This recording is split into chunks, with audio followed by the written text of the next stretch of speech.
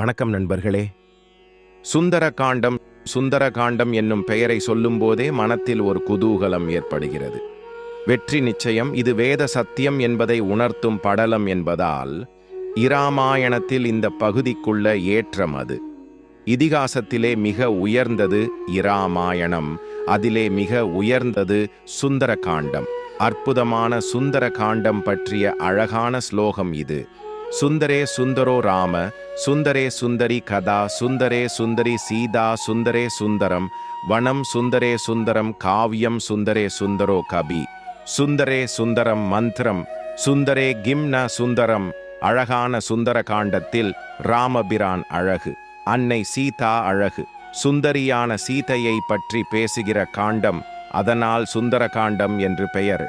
சுந்தர காண்டம் கதை அழகு, அசோகவனம் அழகு, வானரர்கள் அழகு, சுந்தர காண்டத்தில் உள்ள சொற்கள் அழகு, நல்ல பலனை கொடுக்கும் மந்திரங்கள் அழகு, காண்டம் முழுவதும் காணப்படும் அனுமன் அழகு.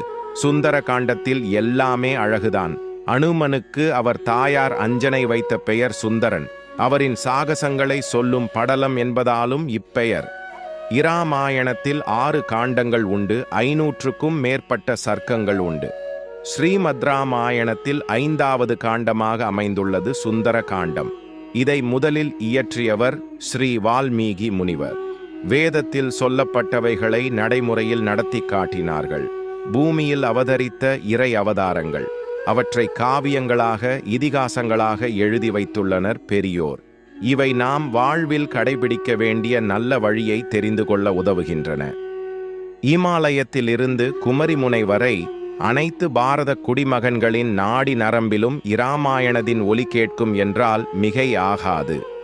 சூரிய சந்திரர்கள் இருக்கும் வரை, பூமியில் நதிகளும் மலைகளும் இருக்கும் வரை இராமாயணத்தின் பெருமை பேசப்படும், புகழ் மங்காது என்று பிரம்மா வரம் கொடுத்திருக்கிறார். இராமன் தன் 14 வருட வனவாசத்தின் கடைசி காலகட்டத்தில் இராவணனால் சீதை தூக்கிச் செல்லப்பட, இராமபிரான் சீதையை பிரிந்து வாடிய பொழுது சுக்ரீவன் தன் வானரர்களை 4 திக்கிலும் அனுப்பி சீதை இருக்கும் இடத்தை தேடி அறியும்படி ஏற்பாடு செய்தான். தென் திக்கிற்கு ஜாம்பவானின் தலைமையில் வாலி மகன் அங்கதனுடனும் நீலன் இன்னும் சில முக்கியமானவர்களுடன் அனுமனும் புறப்பட்டார். அவர்கள் தென்னாடுகள் எங்கும் தேடிக்கொண்டே மகேந்திரகிரி மலைத்தொடருக்கு அருகில் வந்தனர். கடலும் வந்துவிட்டது. அவர்களால் இதுவரை சீதையை கண்டுபிடிக்க முடியாததால் வருத்ததுடன் ஜடாயு உயிர் நீத்தார் போல நாமும் உயிரை விட வேண்டும், வேறு வழியில்லை என்று சீதை கிடைக்காத துயரத்தில் பேசிக்கொண்டதை அங்கு மிக மிக வயோதிக நிலையில் இருக்கும் சம்பாதி என்னும் கழுகு கேட்டு, தன் சகோதரர் ஜடாயுவின் பேரை சொல்கிறார்களே என்று விவரம் கேட்டார். இராமன் தன் சகோதரனுக்கு அந்திம காரியங்களை செய்தார் என்பதை கேட்டு மகிழ்ந்து, அதற்கு பிரதி உபகாரமாக அவர்களுக்கு உதவ தன் இடுங்கிய கண்காளால் தூர பார்த்து இலங்கையில் சீதை இருப்பது அவருக்கு தெரிந்து அவர்களிடம் கூறினார். அங்கே சென்று திரும்பி வர யாருக்கு சக்தியுள்ளது என்றால் அனுமனுக்கு மட்டுமே என்று ஜாம்பவான் சொல்ல, அனுமன் பாரதத்தின் தெற்கு முக்கில் இருந்து ஒரே தாவாக தாவி கடலை தாண்டி இலங்கைக்கு சென்று தேடி சீதை இருக்கும் இடத்தை அறிந்து சீதைக்கு ஆறுதல் கூறியும், இராவணனிடம் இராமபிரானின் பராக்கிரமத்தை எடுத்து சொல்லியும், இறுதியில் இராமனிடம் சீதை இருக்கும் இடத்தை தெரியப்படுத்தி இராமன் சீதை இருவரின் துயரையும் தீர்த்தார் அனுமன் என்பதுதான் இந்த காண்டத்தின் கதை. நிகழ்ச்சிகளின் தொகுப்பு என்று பார்த்தால், இந்த தேடுதல் நடத்தும் போது ஒவ்வொரு இக்கட்டான இடத்திலும் மதிநுட்பத்துடன் செயல்பட்ட அனுமனின் சாதுரியமான மற்றும் வீர தீர செயல்களும், வில்லன் இராவணனின் பல்வேறு துன்புறுத்தலால் சீதை உச்சக்கட்ட சோகத்தை தொடுவது, அன்னை சீதாவை கண்டு அவளிடம்தான் இராம தூதன் என்று சொல்லி இராமன் விரைவில் வந்து இராவணனை வென்று சீதையை மீட்பார் என்று ஆறுதல் கூறுவது, அரக்கர்களுடன் தனி ஒருவன் அனுமன் சண்டையிடுவது, தீ மூட்டப்பட்ட வாளால் நகரத்தையே எரிப்பது, இறுதியில் யாரிடமும் அகப்பட்டு கொள்ளாமல் கிஷ்கிந்தா திரும்பி வந்து இராமனிடம் கண்டேன் சீதையை என்று அவருக்கு நற்செய்தியை வழங்குவது என்று விறுவிறுப்பான நிகழ்வுகளும் இறுதியில் சுபமான முடிவையும் பார்க்கிறோம். அதனாலேயே எந்த ஒரு தடங்களும் நீங்க சுந்தர காண்டம் பாராயணம் செய்வது வழக்கத்தில் வந்தது. இதை பாராயணம் செய்தால் தடைகள் விலகும், நினைத்த காரியம் வெற்றி பெறும்.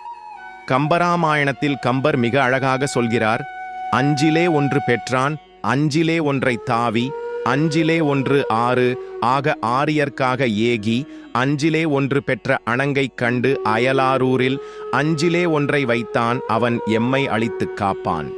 இதன் பொருள், ஐம்பூதங்களில் ஒன்றான வாயு பகவான் பெற்ற மைந்தனான அனுமன், ஐம்பூதங்களில் ஒன்றான நீர்ப்பரப்பான கடலைத் தாண்டி 5 பூதங்களில் ஒன்றான ஆகாயத்தை வழியாக கொண்டு ஸ்ரீராமனுக்காக சென்று 5 பூதங்களில் ஒன்றான பூமி பெற்றெடுத்த சீதாபிராட்டியை இலங்கையில் கண்டு அங்கு 5 பூதங்களில் ஒன்றான தீயை வைத்தான்.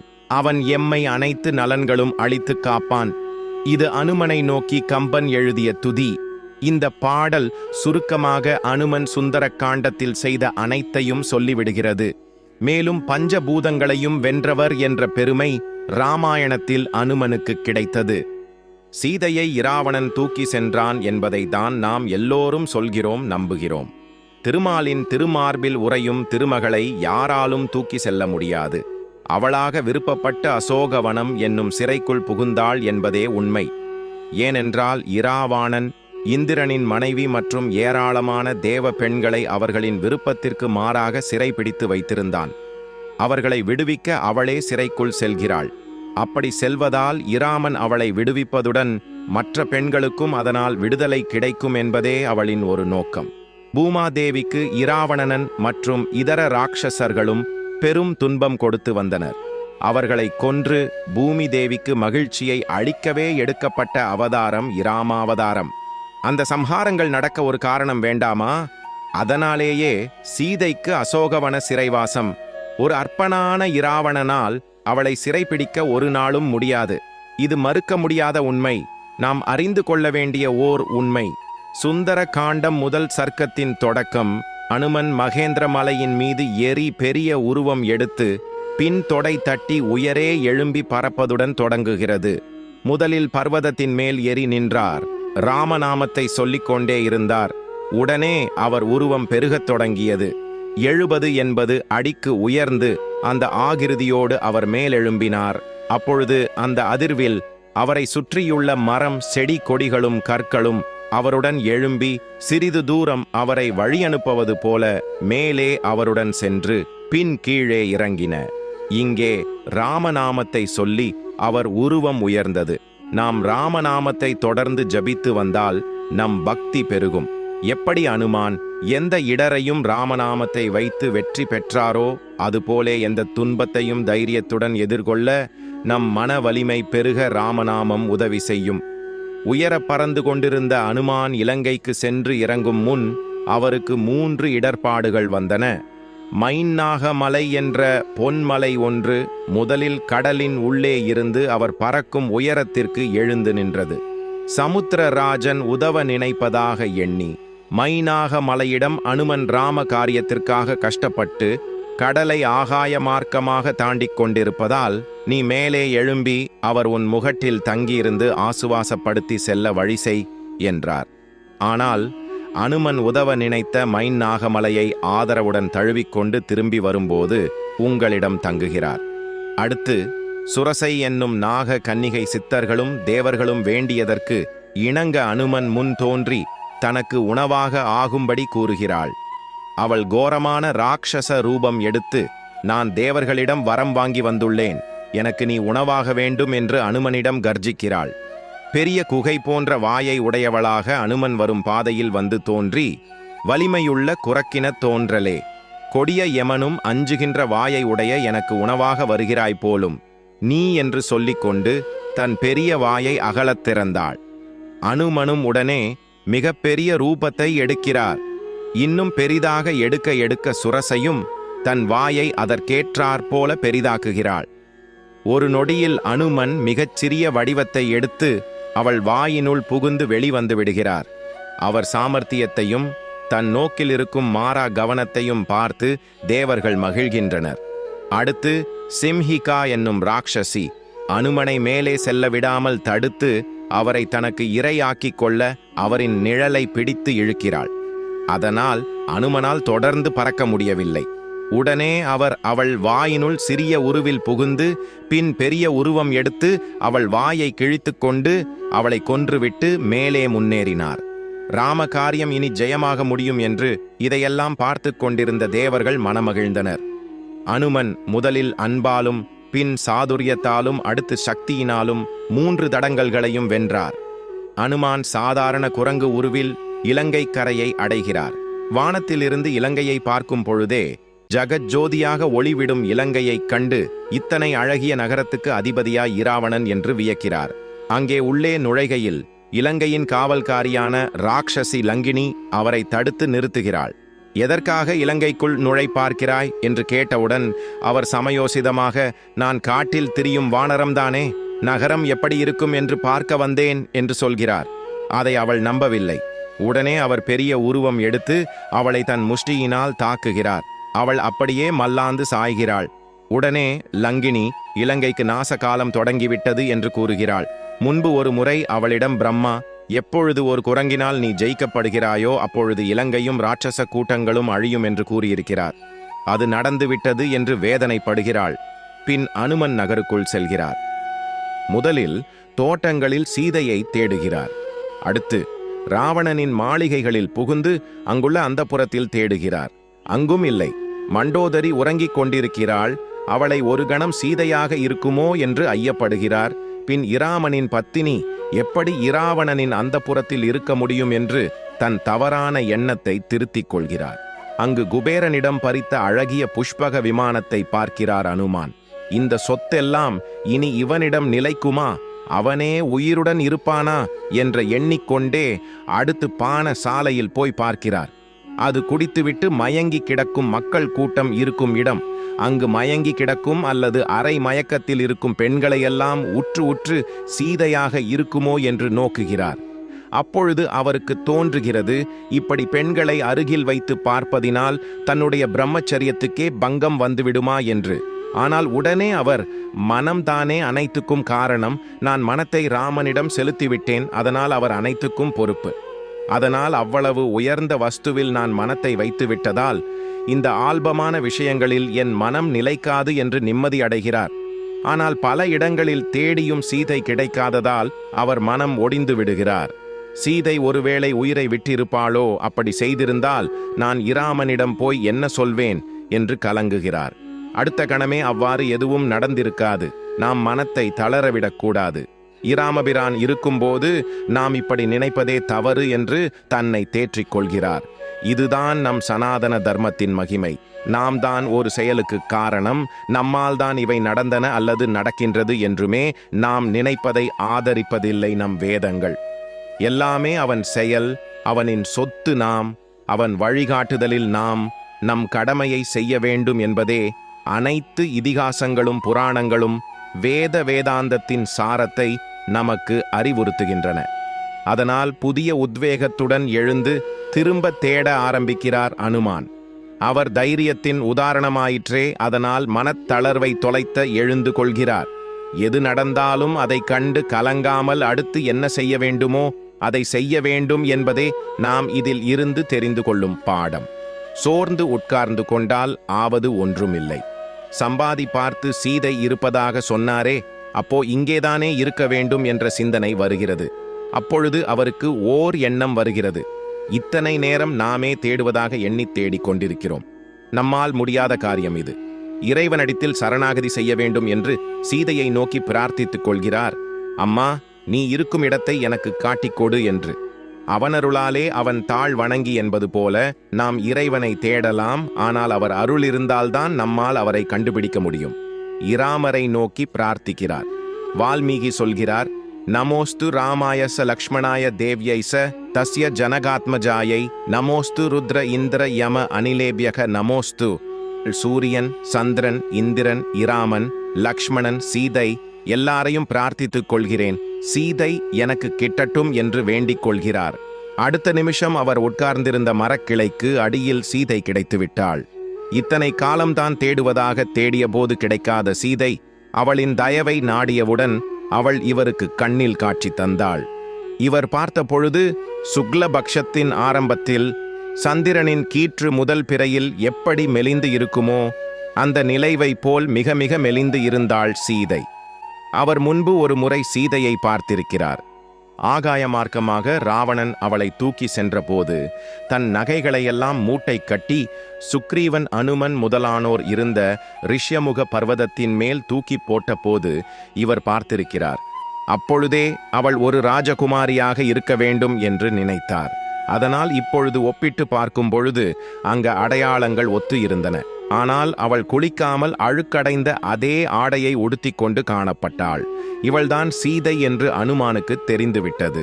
உடனே சீதையை பிரிந்து வாடும் இராமனையும் எதிரிலிருக்கும் சீதையையும் தன் மனக்கண்ணில் ஒரு சிம்மாசனத்தில் அமர்த்தி கொண்டார். இராமன் தன் கணையாழியை எந்த குரங்கிடமும் கொடுத்து அனுப்பியிருக்கலாம். அவரின் பலத்தால் தான் அனுமன் கடலை தாண்டி சீதையை கண்டார். வேறு எந்த குரங்கும் அதை செய்திருக்கும். ஆனால் இராமன் குறிப்பாக அனுமனிடம் கொடுத்தனுப்பியதற்கு ஒரு காரணம் உள்ளது. அனுமன் சீதையை பிரிந்து வாடுவதை பார்த்து, என்ன இந்த இராமன் ஒரு சத்திரியனாக இருந்து இப்படி மன உளைச்சலுக்கு உள்ளாகி தவிக்கிறாரே, தைரியமாக இருக்க வேண்டாமா, மனைவியை பிரிந்து இப்படிதான் வாட வேண்டுமா என்று நினைத்திருந்தார். இது இராமபிரானுக்கு தெரியும். அதனால்தான் அவரை சீதையை கண்டு வர அனுப்பியிருந்தார். சீதையை பார்த்தவுடன் அனுமன், ராமன்தான் எத்தனை கல் நெஞ்சுக்காரர், எப்படி இந்த சீதையை பிரிந்து இன்னும் உயிரோடு இருக்கிறார் என்று நினைத்தாராம். காதல் அன்பு என்றால் என்னவென்றே தெரியாது போலிருக்கு இவருக்கு என்று நினைத்துக் கொள்கிறாராம். அப்படிப்பட்ட மகாத்மியம் மிக்கவர் சீதாதேவி. பெருமாளுக்கும் பிராட்டிக்கு மட்டும்தான் திவ்ய தம்பதிகள் என்று பெயர். ஏனென்றால் அழகும் கருணைக்கும் இருவருக்கும் ஒருவருக்கு ஒருவர் அத்தனை நிகர். இருந்தும் அனுமான் இருவரையும் ஒப்பிடுகையில் கண்ணழகில் சீதை இராமனை விஞ்சி விடுகிறாள் என்று நினைக்கிறார்.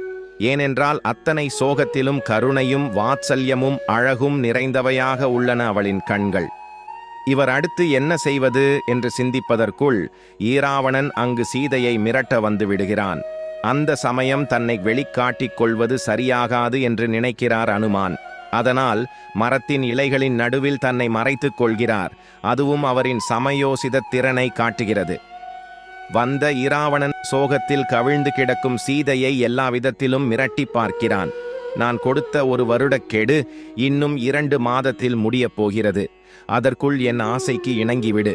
இராமன் வந்து காப்பாற்றுவான் என்று நம்பி ஏமாறாதே என்கிறான்.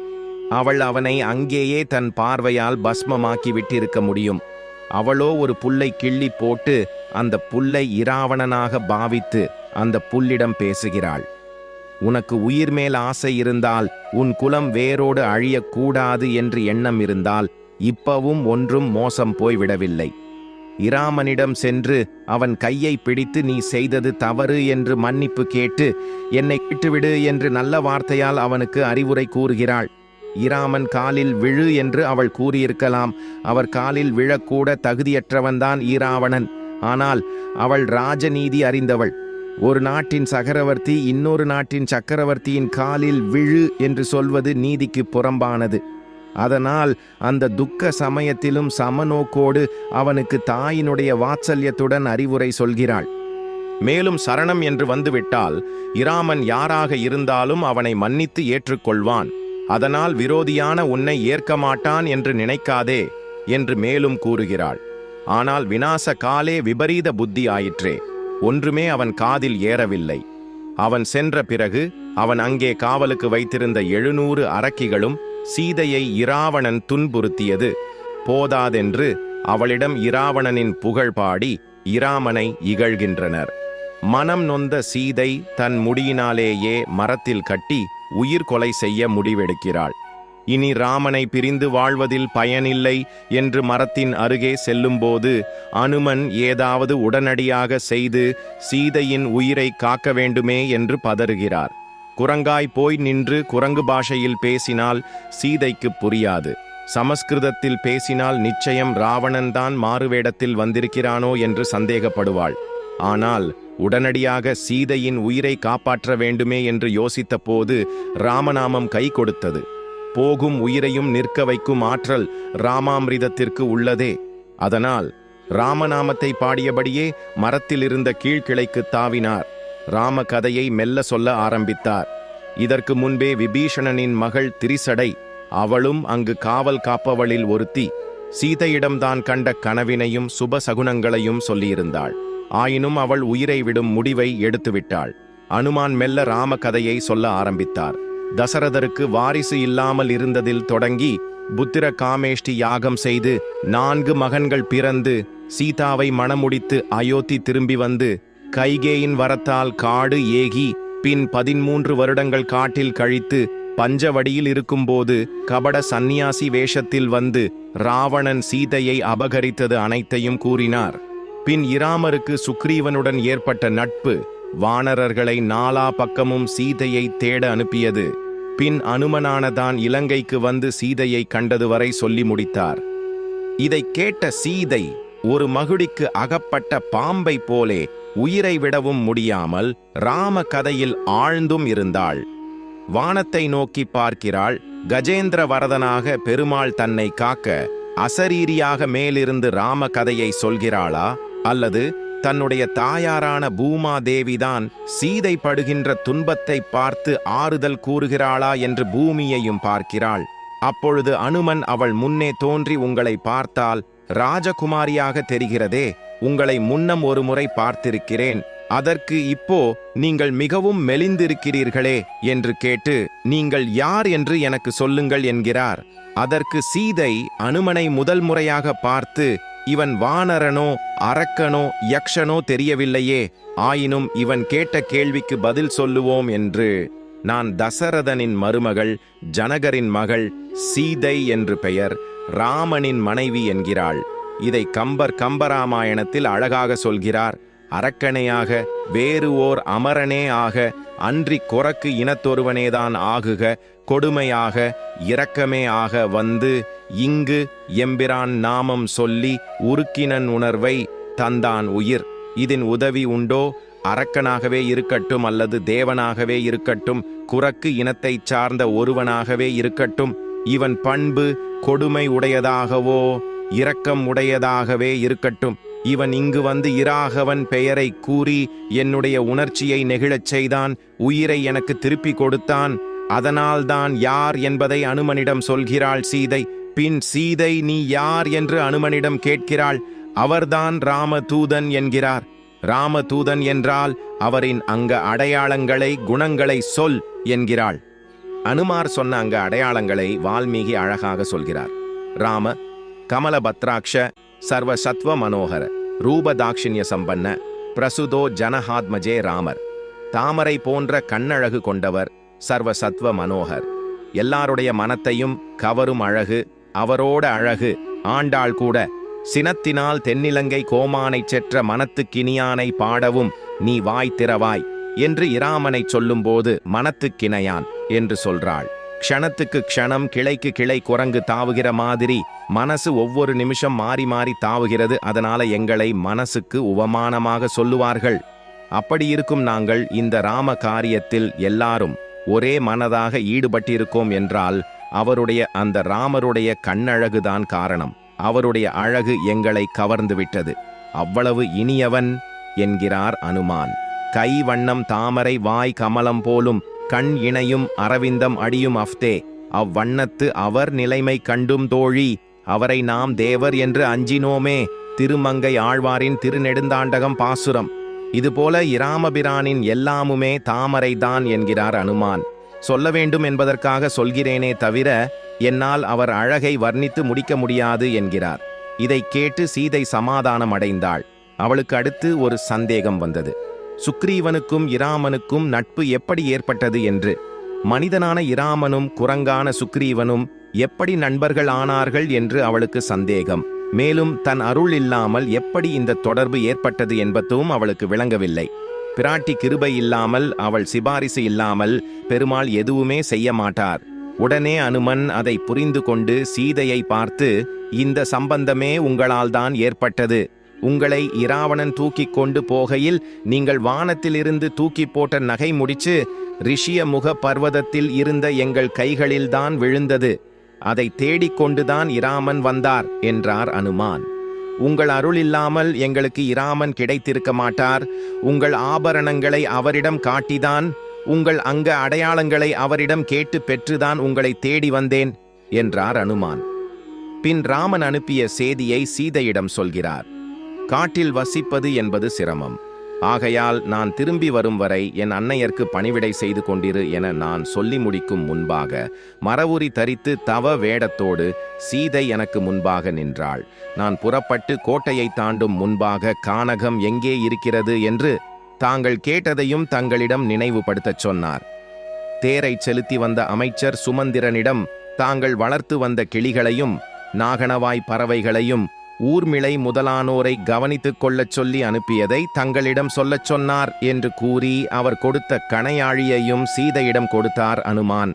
அதைக் கண்டதும் அதை கண்களில் ஒற்றிக்கொண்டு மரபில் வைத்து இராமபிரானே தன்னை அணைப்பது போல அவ்வளவு மகிழ்ச்சி அடைகிறாள் சீதை. இதை கம்பன் வெகு அழகாக விவரிக்கிறார். வாங்கினள் முளை குவையில் வைத்தனள் சிரத்தால் தாங்கினள் மலர் கண்மிசை ஒற்றினள் தடந்தோள் வீங்கினள் மெலிந்தனள் குளிர்ந்தனள் வெதுப்போடு ஏங்கினள் உயிர்த்தனள் இது இன்னது எனல் ஆமோ சீதை அம்மோதிரத்தை தன் கையால் வாங்கினாள். அதை தன் மார்பின் மீது பதித்து கொண்டாள், தலைமேல் வைத்து கொண்டாள், கண்களிலே ஒற்றிக்கொண்டாள். அதனால் அவளது தோள்கள் பூரிக்கப் பெற்றாள். மனம் குளிர்ந்தாள், உடல் மெலிந்தாள், உடலில் தோன்றிய காதல் வெப்பத்தால் ஏங்கினாள், பெருமூச்சு விட்டாள். அவள் நிலை இத்தகையது என்று சொல்ல முடியுமோ என்று கம்பன் வியக்கிறான். சீதைக்கு இந்த மோதிரத்தை கண்டவுடன் போயிருந்த உயிர் திரும்ப வந்தது போலே ஆசுவாசப்பட்டாள். பின் அனுமானிடம் ராமனே உன்னை தேர்ந்தெடுத்து இந்த மோதிரத்தை உன்னிடம் கொடுத்தனுப்பியிருக்கிறார் என்றால் நீ மிகவும் உயர்ந்தவன், உனக்கு ஏன் நன்றி என்று கூறுகிறார். சீதை இராமன் வந்து அவன் கணவன் என்பதை நிலைநாட்டி என்னை அழைத்துச் செல்ல வேண்டும் என்று கூறியதை கேட்டு இது நாளும் ராமதாசனாக மட்டும் இருந்த அனுமன் சீதாராமதாசனாக அந்த கணமே மாறினார். பின் சீதையிடம் விடை பெறும் முன் ஈராமனுக்கு என்ன செய்தி சொல்ல வேண்டும் என்று கேட்கிறார். இன்னும் ஒரே மாதத்தில் என்னை காப்பாற்றி அழைத்துச் செல்ல வேண்டும், இல்லை என்றால் நான் உயிரை விட்டுவிடுவேன் என்று இராமனிடம் கூறு என்கிறாள். இராவணன் அவளுக்கு கொடுத்த கெடு 2 மாதங்கள். ஆனால் சீதை இராமனுக்கு கொடுத்த கெடு ஒரே மாதம்தான். சேலை முந்தானையில் முடித்து வைத்திருந்த அவளின் கடைசி அணிகலனான சூடாமணியை அனுமனிடம் கொடுத்து காக்காசுரன் தன்னிடம் நடந்து கொண்டதையும் அவனை இறுதியில் சீதையின் சிபாரிசினால் இராமன் மன்னித்துவிட்ட நிகழ்வையும் சொல்ல சொல்லி தூது விடுகிறாள். அதற்கு அனுமன் சீதையிடம், இராமன் உன் நினைவாக உண்ணுவதில்லை, உறங்குவதில்லை, எந்த ஆனந்தத்தையும் அனுபவிப்பதில்லை. அவர் உடலில் ஊறுகின்ற பூச்சி புழுக்களை கூட அவர் உணருவதில்லை என்கிறார். பின் இராமன் வந்து உங்களை மீட்டு கொண்டு போக நாளாகும். அதனால் என் தோளில் ஏறிக்கொள்ளுங்கள், நான் நிமிடங்களில் உங்களை இராமனிடம் கொண்டு சேர்த்து விடுகிறேன் என்கிறார் அனுமான். அதற்கு சீதை இவ்வாறு செய்தால் நீங்கா பழிதான் வந்து சேரும். யாரோ ஒரு ராட்சசன் சீதையை அபகரித்து போனான், பின் ஒரு வானரம் அவளை காப்பாற்றி கூட்டி வந்தது என்றுதான் நாளை உலகம் பேசும். என்னால் இயலாது என்றா? இராமனுக்காக காத்து கொண்டிருக்கிறேன். என் சொற்களால் இராவனை எரித்துவிட முடியும். ஆனால் இராமன் வந்து என்னை மீட்டு கொண்டு போவதே தர்மம் என்கிறாள். கம்பன் இதை அழகாக கம்பராமாயணத்தில் அல்லல் மாக்கள் இலங்கை அது ஆகுமோ, எல்லை நீத்த உலகங்கள் யாவும் என் சொல்லினால் சுடுவேன், அது தூயவன் வில்லின் ஆற்றற்கு மாசு என்று வீசினேன் என்கிறார். துன்பத்தை கொடுக்கும் இந்த அரக்கர்கள் நிறைந்த இலங்கை மட்டுமல்ல, எல்லை இல்லாத இந்த உலகங்கள் அனைத்தையும் என் ஒரு சொல்லினால் சுடுவேன். அப்படி செய்தால் அது இராமனின் வில்லின் ஆற்றலுக்கு மாசு என்று செய்யாமல் இருக்கிறேன் என்கிறாள். மேலும் இதுதான் சரணாகதி தத்துவம். நம்மை நாமே காத்து கொள்வதை விட இறைவனின் கையை எதிர்பார்ப்பதே முழுமையான சரணாகதி. நம்மை காத்து கொள்ளும் பொறுப்பு இறைவனுடையது, அது நம்முடையது அல்ல என்று புரிந்து கொள்வதுதான் சரணாகதி. அப்படி இருக்க முடியுமா என்றால் நிறைய உதாரணங்கள் கூறலாம். திரௌபதி எல்லா முயற்சிகளும் கைவிட்ட பிறகு கோவிந்தா என்று 2 கை தூக்கி சரணாகதி செய்கிறாள். உடனே அவள் இரட்சிக்கப்படுகிறாள். அப்படியேதான் ஆதி மூலமே என்று கூக்குரலிட்ட கஜேந்திரனுக்கும் மோட்சம் அருளினார் பகவான்.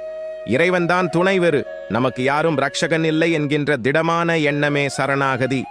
அனுமன் கிளம்ப தயாராகும்போது அவருக்கு ஓர் எண்ணம் வந்தது. தூதுவனாக இராமன் தன்னை இலங்கைக்கு அனுப்பியுள்ளார். இராவணனை சந்தித்து அவன் பலம் என்ன என்பதை அறிந்து கொண்டு இராமனிடம் சொல்ல வேண்டியதுதான் ஒரு தூதுவனின் கடமை. எனவே அவனை சந்திக்க ஒரு திட்டம் தீட்டுகிறார். அங்கிருந்த ஒரு கதையை எடுத்து சீதை இருக்கும் பகுதி தவிர அசோகா வனத்தின் மற்ற பகுதிகளை துவம்சம் செய்கிறார். அதை தடுக்க வந்த ராட்சசர்களை மிக எளிமையாக கொல்கிறார். இதை பார்த்த அரக்கிகள் அலறி அடித்து இராவணனிடம் அனுமன் செய்யும் அட்டகாசத்தை கூறுகின்றனர். ஒரு குரங்கை கொல்ல ஜம்புமாலி, 7 அமைச்சர்கள், 5 சேனாதிபதிகள், ராவணனின் மகன் அக்ஷகுமாரன் என்று வரிசையாக இராவணன் அனுப்பிய அனைவரையும் கொன்று குவித்தார் அனுமான். அடுத்து இந்திரஜித் வந்தான். அவனுக்கு இது சாதாரண குரங்கல்ல என்று புரிந்துவிட்டதால் முதலிலேயே பிரம்மாஸ்திரத்தை பிரயோகம் செய்தான். அனுமான் பிறந்தபோதே பிரம்மா அவருக்கு கொடுத்த வரத்தினால் அவரை அந்த பிரம்மாஸ்திரம் ஒன்றும் செய்யவில்லை. ஆனாலும் கட்டுப்பட்டார் போலே அனுமான் மயங்கி இருந்தார். ஏனெனில் அவருக்கு இப்படியாக இராவணனை சந்திக்கும் வாய்ப்பு கிடைக்கும் என்பதால். மற்ற ராட்சசர்கள் பிரம்மாஸ்திரத்தினால் கட்டுண்ட அனுமனை மேலும் சணல் கயிறு, தாம்பு கயிற்றினால் கட்டினார்கள். இந்திரஜித்துக்கு ரொம்ப அவமானமாக போய்விட்டது. பிரம்மாஸ்திரத்தால் கட்டுப்பட்டு இருப்பவனை வேறு எதனாலும் கட்டினால் பிரம்மாஸ்திரம் விடுபட்டுவிடும். பிரம்மாஸ்திரத்தை அவமதிப்பதாகவும் செயல் அது. ஆனாலும் அனுமான் கட்டுப்பட்டிருப்பதை பார்த்து அவர் நடிக்கிறார் என்பது புரிந்துவிட்டது இந்திரஜித்திற்கு. அவரை நகர் முழுவதும் இழுத்து கொண்டு இராவணன் சபைக்கு அழைத்துச் சென்றனர் ராட்சசர்கள். நகரை பார்த்து வியந்து, இவையெல்லாம் அழிய வேண்டுமா? இராவணன் இவற்றுக்கெல்லாம் அதிபதியாக உள்ளானே, அவனிடம் நல்ல வார்த்தை சொல்லி இராமனிடம் சரணமடைய சொல்ல வேண்டும் என்று நினைக்கிறார் அனுமான். இராவணனிடம்தான் யார் என்று அறிமுகப்படுத்திக் கொள்கிறார் அனுமன். சுக்ரீவன் என்கிற அரசன் என்னை அனுப்பி வைத்துள்ளார். அவருடைய அண்ணன் வாலி. வாலியை பற்றி உங்களுக்கு நான் சொல்ல தேவையில்லை. அவர் உங்களை தன் வாலில் கட்டி வைத்து படுத்திய பாடு நீங்கள் அறிந்ததே. அப்பேற்பட்டவனை இராமன் ஒரே அம்பால் கொன்று வீழ்த்தினார். அவரின் மனைவி சீதையை நீ கபடமாக தூக்கிக் கொண்டு வந்திருக்கிறாய். இது மிகப்பெரிய தவறு என்கிறார். இராமன் யுத்தம் செய்ய வந்துவிட்டால் யார் வந்தாலும் சிவனோ பிரம்மாவோ இந்திரனோ எந்த வரமோ எதுவுமே உன்னை காக்காது. அவர் காப்பாற்ற என்று வந்துவிட்டால் வேறு எந்த தெய்வத்தின் துணையும் தேவையில்லை என்று இராவணனுக்கு புத்திமதி கூறுகிறார். இதை கேட்ட இராவணன் மிகவும் கோபமுற்று அனுமனை கொல்ல ஆணையிட்டார். அப்பொழுது அவன் தம்பி விபீஷணன் ஒரு தூதனை கொல்வது தர்மமில்லை. குரங்குகளுக்கு பெருமை வாள்தான். அதனால் அதற்கு தீ வைத்து விடலாம். அது குரங்கை கொல்லுவதற்கு சமம் என்கிறான். உடனே எல்லா ராட்சசர்களும் சேர்ந்து அனுமனின் வாளுக்கு தீ வைக்கின்றனர். ஆனால் அடுத்த நிமிஷமே அனுமான் ஒவ்வொரு கட்டடமாக தாவி இலங்கைக்கே தீ வைத்து விடுகிறார். பற்றி எரிகிறது இலங்கை. அப்பொழுது அவருக்கு திடீரென்று சீதை இருக்கும் அசோகவனமும் தீ பற்றி இருக்குமோ என்று அஞ்சி அவர் அங்கு விரைந்து பார்க்க அக்னி பகவான் மகாலட்சுமி தாயாரை எதுவும் செய்யவில்லை. வாலில் தீ இருப்பதை கண்ட சீதை அக்னி பகவானிடம் வேண்டி அவரை தீ சுடாதவாறு பார்த்து கொள்கிறாள். மீண்டும் ஒரு முறை சீதையை வணங்கி அவளிடம் இருந்து சிரஞ்சீவி வரத்தையும் பெற்று கிஷ்கிந்தா திரும்ப கிளம்புகிறார் அனுமான். வால்மீகி ராட்சசான் பிரவரான் ஹத்வா நாம் விஸ்ராவ்ய சாத்மனஹா சமாஸ்வாஸ்ய ச வைதேஹீம் தர்ஷைத்வா பரம் பலம் நகரீமாகுலாம் கிருத்வா வஞ்சைத்வா ச ராவணம் தர்சைத்வா பலம் கோரம் வைதேகாம் அபிவாதய ச பிரதிகந்தும் மனச்சக்ரே புனர் மதேன சாகரம். 2 ஸ்லோகங்களில் அனுமான் இலங்கையில் என்ன சாதித்தார் என்று கூறுகிறார். 9 செயல்களை செய்து ஊர் திரும்ப கிளம்பினார். அங்கே இருந்து அரிஷ்டம் என்கிற மலை மீதிருந்து தாவி மகேந்திர மலை நோக்கி பறந்தார். அப்பொழுது வானத்திலிருந்தே ஆரவாரமாக கர்ஜிக்கிறார். அதை கீழே இருந்து பார்த்த வானரங்கள் அனுமன் சீதை இருப்பிடம் தெரிந்து வெற்றியோடு திரும்புகிறார் என்பதை புரிந்து கொண்டு அவர்களும் மகிழ்ச்சியில் துள்ளி குதித்தனர். அவர் தரை இறங்கியதும் சீதாயைக் கண்ட விவரத்தை ஜாம்பவானிடமும் அங்கதனிடமும் தெரிவித்தவுடன் அவர்கள் இருவரும் அவரை ஆறத் தழுவிக் கொள்கின்றனர். பின் அனைவரும் இராமனிடம் தெரிவிக்கப் போகும்போது வழியில் மதுவனத்தை பார்க்கின்றனர். அது சுக்ரீவனின் மிக பிரியமானதொரு தோட்டம். அங்கு அனைத்து வகை பழ மரங்களும் பறவைகளும் விலங்குகளும் நிரம்பி வழியும் ஒரு மிக அழகிய தோட்டம். அதில் புகுந்து அனைத்து வானரங்கள் தேனை பருகியும் பழங்களை உண்டும் சந்தோஷ மிகுதியால் மரங்களை துவம்சம் செய்தும் களியாட்டம் போட்டனர். இதை கண்ட அத்தோட்டத்தின் காவல்காரன் ததிமுகன் விரைந்து சென்று சுக்ரீவனிடம் தோட்டத்தை அனுமனுடன் வந்த வானரங்கள் செய்வதை விவரித்தான். இதை கேட்ட சுக்ரீவன் தன் வாளை பக்கத்தில் இருக்கும் பாறையில் வேகமாக அறைந்தான். குரங்குகள் தங்கள் மகிழ்ச்சியை இவ்வாறே வெளிப்படுத்தும். சுக்ரீவனுக்கு உடனே புரிந்துவிட்டது, அனுமன் சீதை இருக்குமிடம் அறிந்து கொண்டு வந்து விட்டான் என்று. பக்கத்தில் இருந்த லக்ஷ்மணன், என்ன இது, உன் தோட்டத்தை குரங்குகள் அழித்துவிட்டன என்று சொல்கிறார் காவல்காரர், நீ அதை பற்றி கவலைப்படாமல் இருக்கிறாயே என்று கேட்கிறான். அதற்கு சுக்ரீவன், லக்ஷ்மணா, சீதை கிடைத்துவிட்டாள் என்று கூறுகிறான். அது எப்படி உனக்கு தெரியும் என்கிறான் லக்ஷ்மணன். அதற்கு சுக்ரீவன், நான் அனுமனுக்கு 1 மாதம் கெடு கொடுத்திருந்தேன். 1 மாதத்திற்கு மேல் ஆகிவிட்டது. சீதையை கண்டுபிடிக்காமல் வந்திருந்தால் என்னுடைய மிக பிரியமான வனத்தை இப்படி அழித்திருக்க மாட்டார்கள் என்றான். பின் அனைத்து வானரக் கூட்டமும் சுக்ரீவன் இருக்குமிடம் வந்தன. எப்பொழுதும் இராமனை கண்டதும் அவரை உடனே வணங்குவார் அனுமான். ஆனால் இம்முறை முதலில் தென் திசையை வணங்கி பின் இராமனை வணங்குகிறார். அதனால் வாயை திறந்து சொல்லும் முன்பே செய்கையால் பிராட்டி தென் திசையில் உள்ளாள் என்பதை இராமன் அறிந்து கொள்ளும்படி செய்துவிட்டார். பின் கண்டேன் சீதையை என்கிறார். கண்டேன் என்பதை முதலில் சொல்லி பின் சீதையின் பெயரை உச்சரிக்கிறார். சீதை என்று சொல்லிய கணம் இராமன் அவளுக்கு என்ன ஆகியிருக்குமோ என்று அஞ்சக்கூடாது என்று முதலில் கண்டேன் என்று சொல்கிறார் அனுமான். கண்டனேன் கற்பினுக்கு அணியை கண்களால் தென்திரை அலை கடல் இலங்கை தென்னகர் அண்டர் நாயக இனி துரத்தி ஐயமும் பண்டு உளத்துயரும் என்று அனுமன் பண்ணுவான். கண்டேன் சீதையை, உயர்ந்த குடி பிறப்பு, கற்பு, பொறுமை, இவை அனைத்தும் களிநடம் புரியும் சீதையை என்றான் அனுமன். உலகத்துக்கே நாயகனாகிய ராமா, நீ இனிமேல் பழைய சந்தேகம், கவலை, துயரத்தையும் மறந்துவிடலாம். தெளிந்த அலைகளுடன் கூடிய கடலால் சூழப்பட்ட இலங்கை தென்னகரத்தில் நான் சீதையை என் கண்களால் கண்டேன் என அனுமன் சொல்வதாக எழுதியுள்ளார் கம்பர். இந்த உன்னத செய்தியை சொன்ன அனுமனை கட்டி தழுவிக் கொள்கிறார் இராமன். இராமனின் தூதனாக சென்ற அனுமனுக்கு வாலில் தீதான் பரிசாக கிடைத்தது. ஆனால் சீதையின் தூதுவனாக சென்றபோது அவருக்கு அவரின் பரமாத்மாவான இராமனின் ஆலிங்கனம் பரிசாக கிடைத்தது. அதுதான் தாயாரின் பிரபாவம். அந்த பரமாத்மா இராமன், ஜீவாத்மா அனுமான். இருவரும் ஒருவரை ஒருவர் அணைத்து கொண்டிருப்பது பக்தனுக்கு பகவான் எவ்வளவு தூரம் அன்பை செலுத்துகிறார் என்பது புரியும். நம் ஒவ்வொருவருக்கும் அனுமனின் அனுக்கிரகம் இருந்து என்றால் இராமனின் அணைப்பும் கிட்டும் என்பது திண்ணம். அதற்கு சாட்சியே சுந்தர காண்டம்.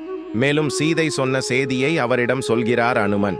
இன்னும் 1 மாதமே கெடு கொடுத்திருக்கிறாள் இராமா, அதனால் அதற்குள் அவளை விடுவிக்கவில்லை என்றால் உயிரை துறந்து விடுவதாக கூறியிருக்கிறாள் என்று சொன்னார். அதை கேட்ட இராமன், என்ன 1 மாதம் பிரிந்திருக்க முடியுமா சீதையினால்? என்னால் அவளை விட்டு 1 நொடி கூட பிரிந்திருக்க முடியவில்லை, உயிரை விடவும் தயங்கவில்லை என்று இராமன் கூறினார். இதுவும் சீதைக்குண்டான ஏற்றம்தான். சீதையால் இராமனை 1 மாத காலம் பிரிந்திருக்க முடிகிறது. ஆனால் இராமனால் சீதையை 1 கணம் கூட பிரிந்திருக்க முடியவில்லை. அப்படியென்றால் சீதையின் பெருமையை நாம் தெரிந்து கொள்ளலாம். சொன்ன சொல்லாலே பார்த்தால் இராமனுக்கு ஏற்றம். ஏனென்றால் அவர் 1 வினாடி கூட சீதையை பிரிந்திருக்க முடியவில்லையே என்று கூறுகிறார். ஆனால் மெய்ப்பொருளை பார்த்தால் சீதைக்கு ஏற்றம். ஏனென்றால் அவளை பிரிந்து இராமனால் 1 கணம் கூட வாழ முடியவில்லையே. நமக்கு உண்டான ஏற்றம் இவர்கள் இருவரும் சேர்ந்து நம்மை காப்பதுதான். அவர் இராமன் இருக்குமிடம் வந்தவுடனே தென் திசையை நோக்கி பின் இராமனை வணங்குகிறார். அவள் அணிந்திருந்த சூடாமணியை கொடுக்கிறார் அனுமன். சூடாமணியை அனுமனிடம் இருந்து பெற்று சீதையுடனேயே இருப்பதாக அதை நெஞ்சில் வைத்து மகிழ்கிறார் இராமன். இனி 1 நிமிஷம் கூட காலங்கடத்தக்கூடாது. சீதையின் துக்கத்தை உடனே துடைக்க வேண்டும் என்கிறார் இராமன். வேதமேதான் இராமாயணமாக பிறந்தது. வேதவேத்யனான ஸ்ரீமன் நாராயணன்தான் இராமனாக பிறந்தார். வைதேகியின் சோகாக்னி, அதாவது அவளின் சோகத்தில் உண்டான தீயை எடுத்து இலங்கையை எரித்த அனுமனை நாம் வணங்குவோம். யத்ர யத்ர ரகுநாத கீர்த்தனம் தத்ர தத்ர கிருதமஸ்த காஞ்சலிம் பாஷ்பவாரி பரிபூரண லோசனம் மாருதிம் நமத ராட்சசாந்தகம். எங்கெல்லாம் ராமநாமம் ஒலிக்கின்றதோ அந்த இடங்களில் எல்லாம் கண்களில் நீர் பெருக்கெடுக்க பக்தி பரவசத்துடன் அமர்ந்திருக்கும் நபர் எவரோ அவரே அனுமன் என்று தெரிந்து கொள் என்பது இந்த ஸ்லோகத்தின் பொருள். அப்படி பக்தியின் ரூபமாக மயிர் கூச்செறிந்து அமர்ந்து கேட்பார் அனுமான். இன்றும் சிரஞ்சீவியாக ராமநாமத்தை ஜபித்து ராமமிருதத்தில் திளைத்துக் கொண்டிருக்கிறார். ராமாய ராமபத்ராய ராமசந்திராய வேதசே ரகுநாதாய நாதாய சூதாய பதையே நம. இந்த மந்திரம் ஸ்ரீராமரின் பல்வேறு பெயர்களை பிரதிபலிக்கின்றது. தாய் சீதாதேவியின் கணவரான ராமனின் பெயரை மனதார சொன்னாலே இன்பத்தை வாரி வழங்குவார். இந்த மந்திரத்தை உச்சரிப்பதால் மன அமைதியும் வாழ்வில் வளமும் சேரும். எந்த பலத்தை பிரார்த்தித்தாலும் சுந்தரகாண்ட பாராயணம் அதை கொடுக்கும். ஈகலோக பிரார்த்தனைகளை விட்டு சீதாராமர் பாத கமலங்களே வேண்டும் என்று பிரார்த்தித்து சுந்தரகாண்டம் பாராயணம் அது நமக்கு அனைத்து நன்மைகளையும் ஒரு சேர கொடுத்துவிடும். பக்தியை கேட்டுக்கொண்டு பாராயணம் செய்தால் பக்தியும் கிடைக்கும், மற்ற அனைத்து நன்மைகளும் கிடைக்கும். பிராட்டியும் பெருமானும் சேர்த்து நமக்கு நல்குவர். வேத மந்திரங்கள் தரும் அனைத்து மங்களத்தையும் தரவல்லது சுந்தரகாண்ட பாராயணம். சுந்தரகாண்டத்தில் உள்ள ஒவ்வொரு சர்க்கமும் மாபெரும் மந்திர சக்திகளுக்கு இணையானது என்று ஆன்மீக பெரியவர்கள் கூறியுள்ளனர். சுந்தர காண்டத்தில் காயத்ரி மந்திரத்தின் அளவற்ற சக்தி உள்ளதாக கருதப்படுகிறது. 68 அத்தியாயங்களுடைய இந்த காண்டத்தை ஒரே நாளில் படித்து முடிப்பதிலிருந்து ஒரு நாளைக்கு ஒரு ஸ்லோகம் என்பது வரை படிக்க முன்னோர்கள் அனுமதி அளித்துள்ளனர். என்றாலும் கூட ஒரு நாளைக்கு 7 அத்தியாயங்கள் வீதம், இதை 68 நாட்களில் 7 முறை படிக்கக்கூடிய 7 அத்தியாய பாராயணம் எல்லா நலன்களையும் விரைவில் அளிக்க வல்லது.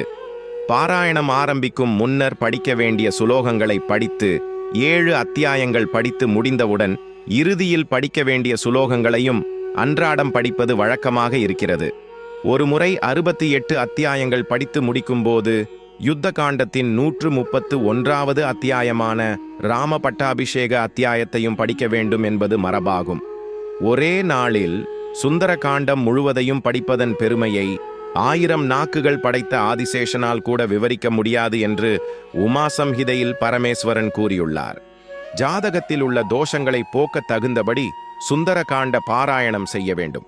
அப்படி செய்வதன் மூலம் தோஷ நிவர்த்தி பெறுவதோடு நலன்களையும் பெற முடியும். ஆஞ்சநேயருக்கு வடை வெண்ணெய் வைத்து நெய் தீபம் ஏற்றி சுந்தர காண்டம் படித்து வந்தால் குழந்தை பாக்கியம் உண்டாகும். ஒவ்வொரு நலனை பெறவோ அல்லது ஒவ்வொன்றாக தோஷத்தை நீக்கவோ முயற்சி செய்வதை விட தினசரி சுந்தர காண்ட பாராயணம் செய்தால் நமது தோஷங்கள் எல்லாம் தாமாகவே விலகுவதோடு நாம் கேட்காமலேயே அனைத்து பலன்களும் நலன்களும் தாமாக நம்மை வந்து அடையும். சுந்தரகாண்டத்தை பாராயணம் செய்பவர்களுக்கு கட்டாயம் தோல்வியே இருக்காது. ஏனென்றால் அஞ்சனை மைந்தன் ஆஞ்சநேயன் இதுவரை தோல்வியை சந்தித்தது இல்லை.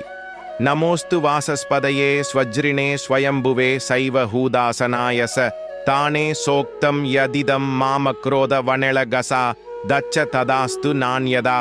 மற்ற ஸ்லோகங்களை சொல்ல முடியாவிட்டாலும் இந்த ஸ்லோகத்தை யார் சொன்னாலும் அநேக நன்மைகளை பெற்று வாழ்வார்கள்.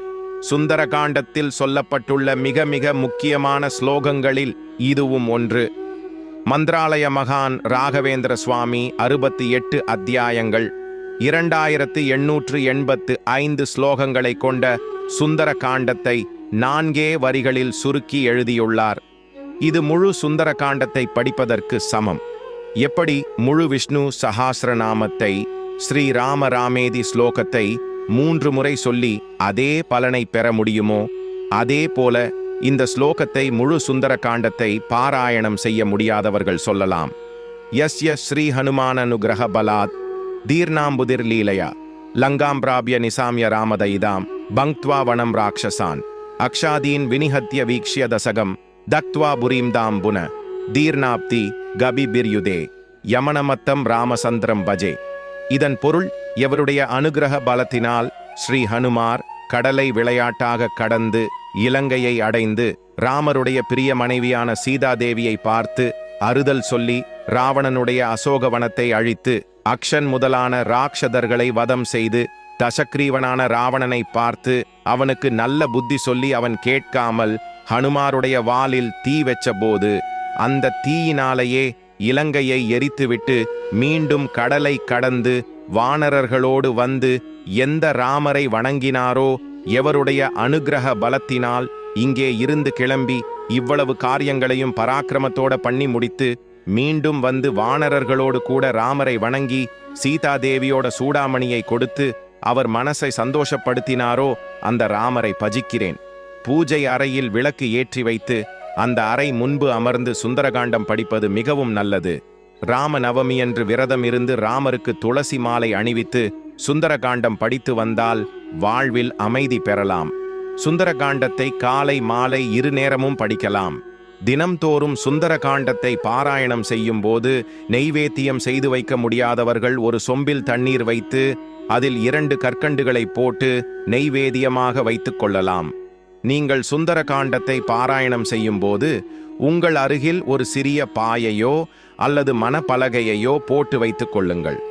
ஏனென்றால் நீங்கள் பாராயணம் செய்வதை கேட்பதற்கு உங்கள் வீட்டிற்கு ஹனுமன் கட்டாயம் வருகை தருவார் என்பது ஐதீகம்.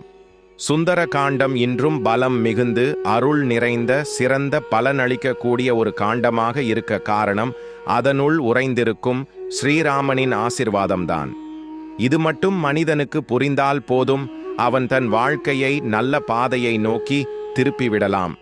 இறைவனே மனித அவதாரம் எடுத்தால் எப்படிப்பட்ட கர்ம வினையையும் தாங்கித்தான் கடந்து வர வேண்டும் என்று இராமாயணத்தில் உணர வைத்து தன் தாசனை பணிந்து அவர் செய்த அரிய விஷயங்களை பாராயணம் செய்வதின் மூலம் மனித இனத்தின் பிரச்சினைகளை விளக்க வழிகாட்டியுள்ளார். ஜெய் ஸ்ரீராம், ஜெய் மாருதி. இந்த காணொளி பிடித்திருந்தால் சப்ஸ்கிரைப் செய்து கமெண்டில் ஜெய் ஸ்ரீராம், ஜெய் மாருதி என்று எழுதுங்கள். இந்த பதிவை உங்கள் நண்பர்களுக்கு, உறவினர்களுக்கு ஷேர் பண்ணுங்கள். கதையை படித்த கேட்ட அனைவருக்கும் நன்றி. கதை பிடித்திருந்தால் நமது சேனலை லைக் செய்து சப்ஸ்கிரைப் செய்து கொள்ளுங்கள். நன்றி, வணக்கம்.